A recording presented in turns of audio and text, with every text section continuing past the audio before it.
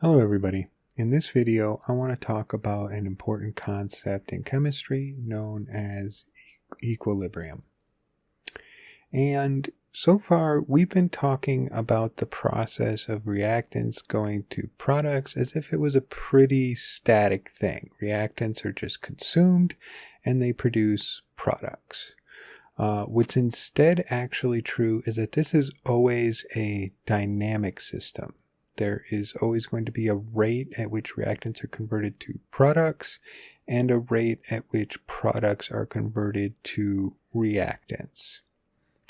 And I've described those here with this double-sided funny arrow that indicates that there's an equilibrium. The rate at which products are formed to reactants I've called R1, and the rate at which reactants are made into products I've called R2. And to kind of picture this, I want you to think maybe about like a building. So if the products are people inside of a building and the reactants are the people outside of a building, at some point, if we have the rate of people entering the building being the same as the rate of the people exiting the building, well, that means that in average, we're going to have the same number of people inside of the building, and we're going to have the same number of people outside the building. So that's what winds up happening. It's not that the conversion between reactants and products ever stops. It just reaches a steady state at which, in average, we have the same amount of products as we in the same amount of reactants that remains constant. Mathematically, the rate at which products are changed to reactants is going to be negative, and the rate at which reactants go to products is going to be positive. And at equilibrium, these two are going to have equal magnitudes but opposite signs, and they're going to add together to give you 0. We'll see as we go through some of the examples, if you're paying attention, that it's actually a little bit arbitrary what we call the reactants and the products when we start talking about equilibrium, because we have the interconversion between the two. But it is important when we're doing the problems to define this in one way, which are the reactants and which are the products, and to hold firm with that as we go through in order for all of our math to work out well. So let's go through a few bullet points here. Equilibrium is achieved when the forward rate of the reaction, R2, is equal in magnitude to R1. Once equilibrium is achieved, I repeat it is equal here. Once equilibrium is achieved, the reactants and products will maintain their equilibrium concentrations. This equilibrium is not static. Products will continue to be converted to reactants and reactants to products. An important thing to note is that R1 and R2 are temperature dependent, and we'll talk about that a little bit in a second here. So the equilibrium that is achieved is only going to depend on having a set temperature. Once you change the temperature, you're going to change the equilibrium and you're going to change these two rates. R1 and R2 may increase or decrease, but so long as they are equal, equilibrium is maintained. So we could have both R1 and R2 decreasing as we remove, say, reactants and products, or we could have them both increasing, but so long as they increase or decrease at the same rate, the rate stays, the difference between them stays at 0, and we still have equilibrium. So the overall qualitative aspects of equilibrium are described well with something called Chatelier's principle. When any system at equilibrium for a long period of time is subjected to a change in concentration, temperature, volume, or pressure, the system changes to a new equilibrium, and this change partly counteracts the applied change. So let's go through these concentration, temperature, volume, and pressure individually and take a look at what Le Chatelier's principle is basically saying to us. So let's first look at concentration. And I've written out a sample hypothetical reaction here where we have A and B being interconverted between C and D. So increasing the concentration of the reactants here will shift the equilibrium to the product. So when I add more reactants, it's going to shift this equilibrium and it's going to produce more products until I get the same ratio between reactants and products that I did in the previous equilibrium. So when I add to here, it's going to shift the reaction to the right. And that's going to resist the change that I made, right? Because I added more of this. I wanted there to be more of this, but it's resisting by converting some of it over to the products. Increasing the concentration of the products will shift the equilibrium to the reactants. So if I increase the concentration over here, it's going to shift more of it over to the left, and I'm going to form more of the reactants. When we consider temperature and Le Chatelier's principle, the important aspect here is the enthalpy of the reaction. So if I have an endothermic reaction, increasing the temperature is going to favor the products, but decreasing the temperature favors the reactants. So in an endothermic process, it wants to absorb heat. So if I increase the temperature, I make available more heat for the reaction, and it's going to favor moving things over to the products. In an exothermic reaction, I'm releasing heat. So in this case, everything's exactly the opposite. Increasing the temperature is going to favor the reactants. It's going to push the reaction the other way because it wants to release heat, and it can't do that as efficiently when the temperature is high. And decreasing the temperature is going to help it to release that heat, and it's going to then favor the products. It's also important to note that increasing the temperature tends to increase the rate of gas phase reactions in general.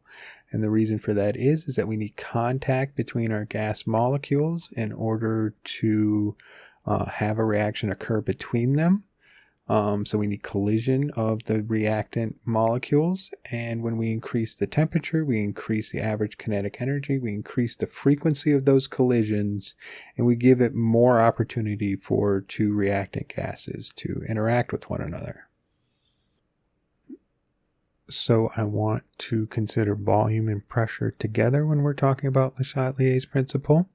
And I want us to imagine a reaction where either gas is being consumed into, say, a liquid medium, or gas is being released out from a liquid medium into the atmosphere. And it's all enclosed in this container. If I make that container smaller, I push everything together, I'm going to increase the pressure. So our P2 is going to be greater than our P1. And this is going to have some consequences for our reactions. For reactions that are producing gas, decreasing the pressure by increasing the volume will remove the product gas and favor product formation. So if I decrease the pressure of the gas that's being released in this scenario by moving in this direction, then I'm going to decrease the concentration of the products. And Le Chatelier's principle says that what it's going to do is it's going to move further the equilibrium further over to the products in order to counteract that change.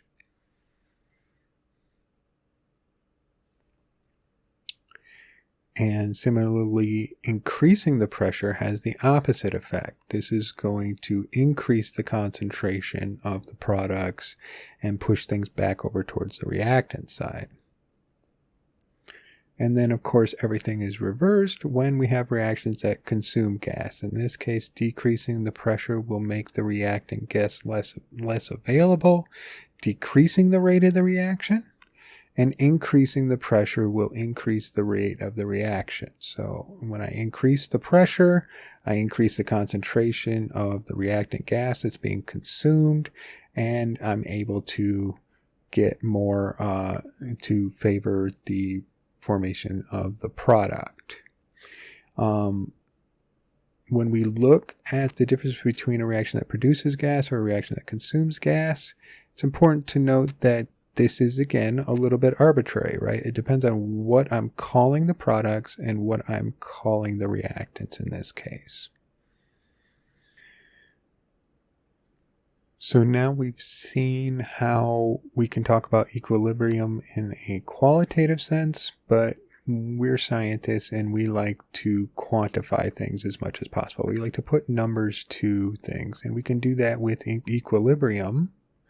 We quantify equilibrium by defining a quantity called the equilibrium constant. And the equilibrium constant is going to be abbreviated with a capital K. And there are actually a couple different kinds, but we're going to talk specifically about the concentration equilibrium constant. And to indicate that, you get a little C down here. There's another one that's based on pressure and a couple other different, more exotic forms of the equilibrium constant. But I'm going to talk about Kc, and I'm going to define it, this 3 arrows here, as the products over the reactants with a definite form that follows something like this. So if I have a theoretical reaction here, what I'm going to do is I'm going to take the concentration of one of the products, C, and I'm going to raise it to the power of its stoichiometric coefficient, the little c. And I take the concentration of D here, and I'm going to raise it to the power of its stoichiometric coefficient. And then I'm going to do the same thing for the reactants down here. And then I would calculate this all out, and I get the Kc for this reaction, assuming these are all the equilibrium concentrations. Now, for some complicated reasons that I'm not really going to get into, pure liquids and pure solids are excluded from the Kc. And you can kind of think that this would be true because if it is a pure liquid or a pure solid, increasing its concentration isn't really going to increase its reactivity. You could change the rate of the reaction, but you're not going to change where it ultimately actually settles at. And that is the important distinction that I want to make for you guys here. Equilibrium is different, and Kc is measuring a different thing than the rate of the reaction. Rates are talking about how fast the change between the reactants and products are happening. The equilibrium defines where this is going to ultimately stop, how much reactants we're going to have left over versus how many products we're going to have left over. And it's, of course, important, as we've seen, that the value of Kc will vary with temperature, just as equilibrium does. A quantitative value as defining equilibrium is also going to vary with the temperature. So let's look at some examples where we're going to be given a reaction and then asked to write out the form of the Kc. In this example, the decomposition of carbonic acid produces CO2 and H2O. Write an expression of the Kc for this reaction. So the first thing we need to know is, what is this reaction? So here is a example of carbonic acid. It is an organic acid that occurs when CO2 is dissolved in water. And so this is in the aqueous form. Aqueous species are going to be included in the Kc. And then that's going to form CO2 gas and water as a pure liquid. So anything that is a pure liquid or a pure solid that would have S here is going to be excluded from the Kc. And therefore, our Kc for this reaction is going to be the only product that we have left that we're going to include, CO2, its concentration. We would raise that to its stoichiometric coefficient, but that's a 1 here, so we can just kind of omit that. It's just assume that that's a 1. And then we're going to have that over the concentration of the carbonic acid, which I've kind of condensed down my notation here as CO3H2. Here we can look at an example where we do have stoichiometric coefficients. In this example, we have H2 plus O2 is producing water. This is a typical combustion reaction. And we have our stoichiometric coefficients 2 and 2 here. And everything's in the gas phase, so everything gets included in Kc. We have our product here, the H2O gas. So we put H2O here, we raise it to its stoichiometric coefficient, squaring the concentration of the H2, and we do the same thing for the reactants, putting those in the denominator. We have the concentration of H2 with its stoichiometric coefficient multiplied by the concentration of O2. So let's look at an example now of how we go about calculating what the Kc is for a specific reaction. And this is important because once we know the Kc for a specific reaction, we know it in all cases for it. So we can start to tabulate these all together once we know them. And basically what we do is, let's look at the example here. At equilibrium, the following hypothetical reaction is found to have the following concentrations. So first we establish what is the stoichiometry of the reaction, and then we allow it to come to equilibrium, and then we measure the concentrations of all of the components in that reaction. And when we know a lot of different ways for measuring concentration now, right?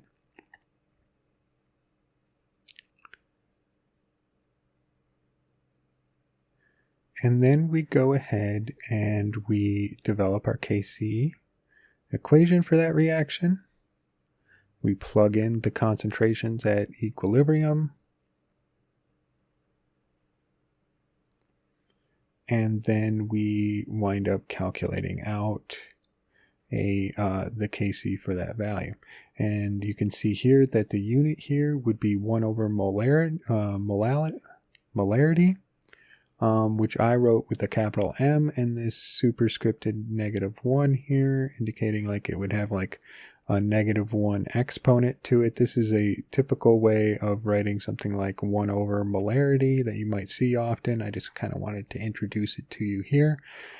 So the value of Kc is going to be some sort of, it'll either be unitless or it'll have some sort of concentration unit with some sort of exponent applied to it. In this example, I want to show you how we use Kc to do something more interesting. Typically, we're not calculating the actual value of Kc, but instead looking up the Kc value for a specific reaction that we have in a table where we got just a whole bunch of them because everybody's already done all these sorts of measurements. And what we want to do is we want to use this Kc to determine the concentration of something at equilibrium when we don't know what it is.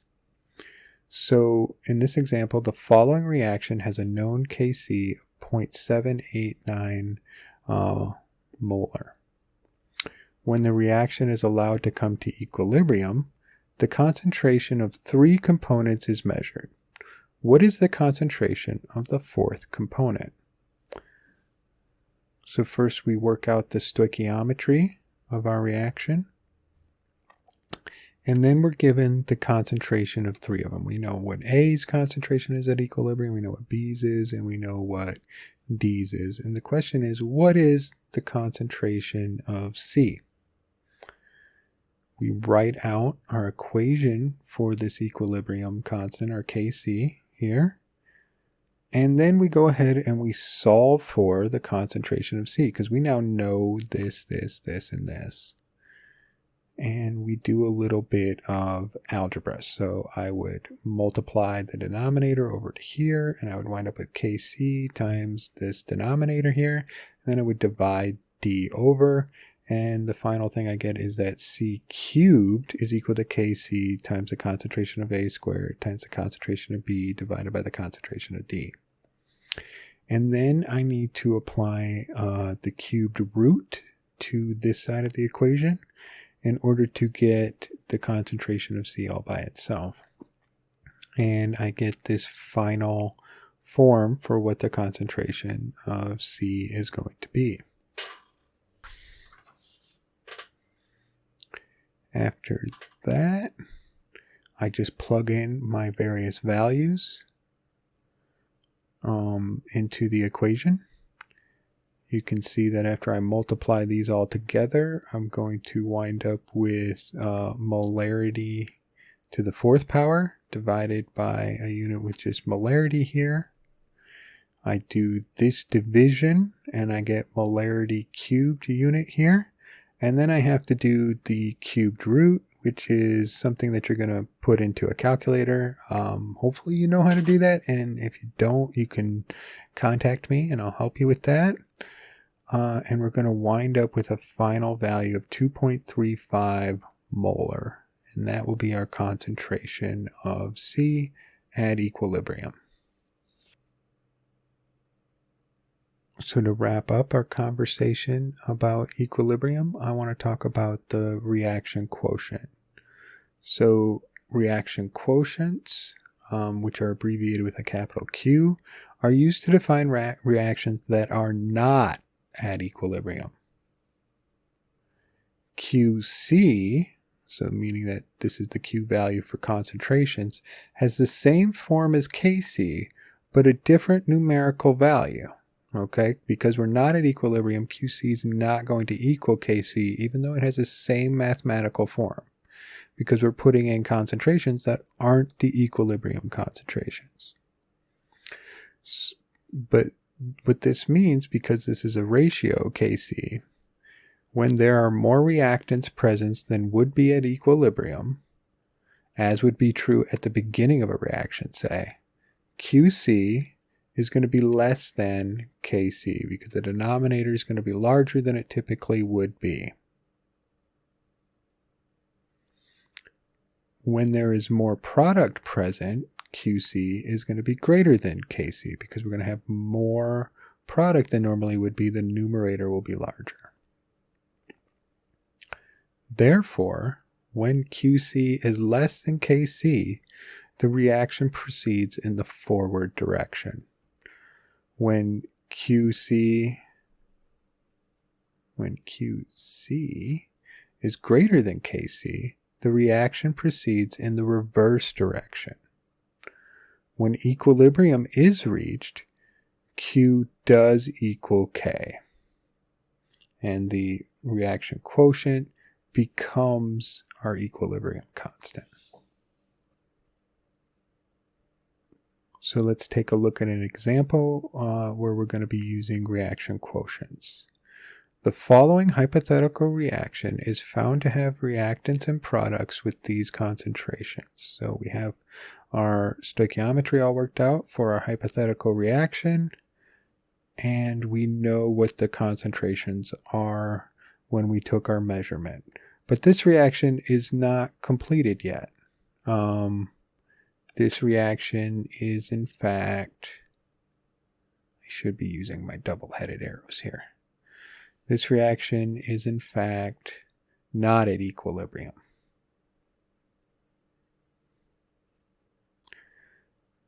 So, the next question is, what we're going to be told is the Kc for this equation. So, assume this reaction has a known Kc of 0.328 1 over molarity.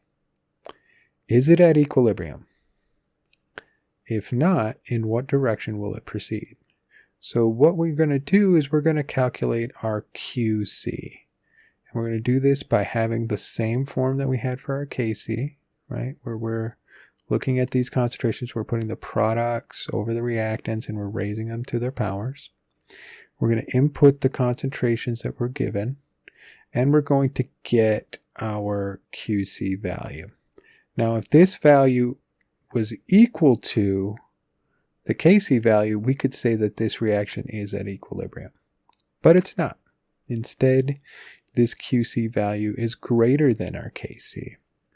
And therefore, the reaction is proceeding in the reverse direction. It's moving from the products over to the reactants in this case.